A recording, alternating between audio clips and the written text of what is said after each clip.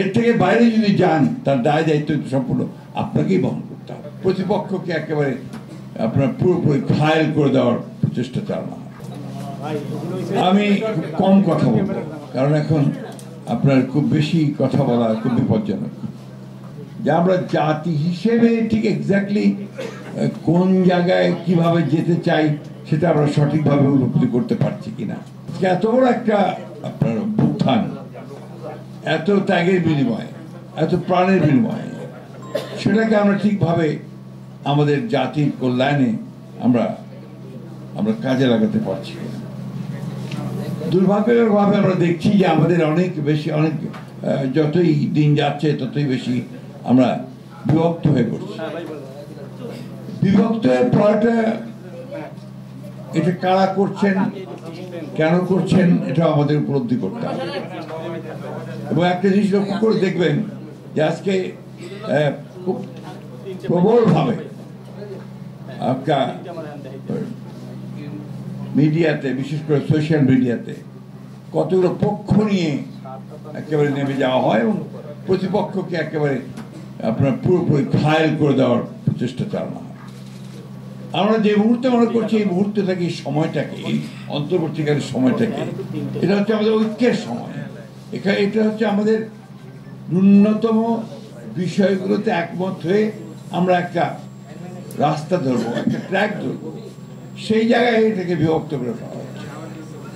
কারা করছেন, কেন করছেন, এটা নিশ্চয়ই আপনারা উপলব্ধি করছেন এবং নিশ্চয়ই এটা আপনারা সেভাবে আপনারা চিন্তাও করছেন। গতকাল আমাদের সংস্কার কমিশন, ঐক্যমত্য কমিশন, তারা তাদের রেকমেন্ডেশন তারা দিয়ে দিয়েছেন প্রধান উপদেষ্টার কাছে। প্রধান উপদেষ্টা সই আছে সেখানে, তিনিও এটার চেয়ারম্যান, বোধহয় কো চেয়ারম্যান ছিলেন, এই চেয়ারম্যান।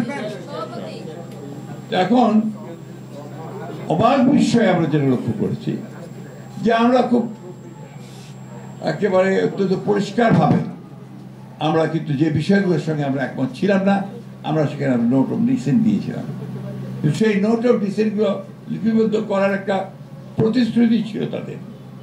কিন্তু অবাক বিষয় আমরা লক্ষ্য করলাম যে কালকে যখন তারা প্রকাশ করলেন সেই বিষয়গুলো নেই। নোট অফ ডিসেন্টগুলো পুরোপুরি উপেক্ষা করা হয়েছে, ইগনোর করা হয়েছে। এটা তো ঐক্যবদ্ধ হতে পারে না। তার ঐক্যবদ্ধ কমিশনটা করা হয়েছিল কেন?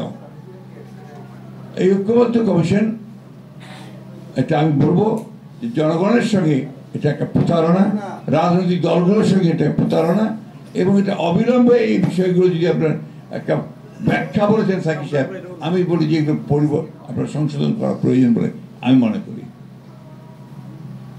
এবং একটি কথা খুব পরিষ্কারভাবে বলতে চাই, যেটা আমরা এর আগেও বলেছিলাম, যে আমরা মনে করি যে সমস্ত সংকটগুলোর মূলে যে বিষয়টা আছে সেটা হচ্ছে যে সত্যিকার একটা গ্রহণযোগ্য একটা নির্বাচন, এবং সেই নির্বাচনের মধ্য দিয়ে জনগণের যে পার্লামেন্ট তৈরি হবে, সেই পার্লামেন্টে এই সমস্ত যে সংস্কারগুলো হয়েছে তাকে তারা সংবিধানের মধ্যে নিয়ে আসবে এবং সেগুলো সেভাবে দেশ চলবে।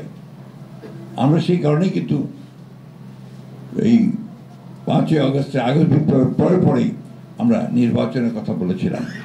তখন আমাদেরকে অনেকে বলা হয়েছিল আমরা ক্ষমতা চাই, সেই জন্য আমরা অতি দ্রুত নির্বাচন চাচ্ছি।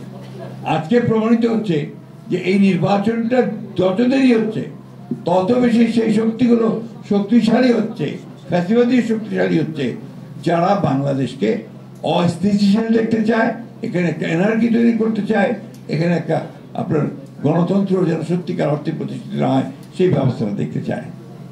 আজকে সেই জন্যই আজকে আমি বক্তব্য বেশি বাড়াতে চাই না।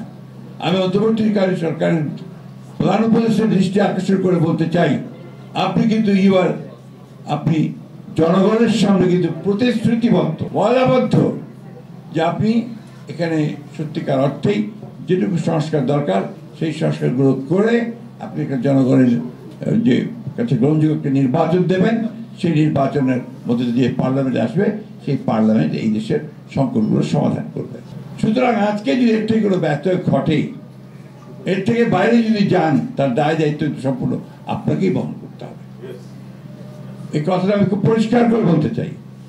সেই জন্যই আমি আশা করব যে তারা তাদের এই উপলব্ধি আসবে এবং অতি দ্রুত এই সংস্কার কমিশনে সকল দলগুলোর মধ্যে যেগুলো আমাদের একমত হয়েছি এবং যেগুলো দ্বিমত পোষণ করেছি সব কিছুকে নিয়ে একটা নির্বাচন আপনি অবিলম্বে দেবেন।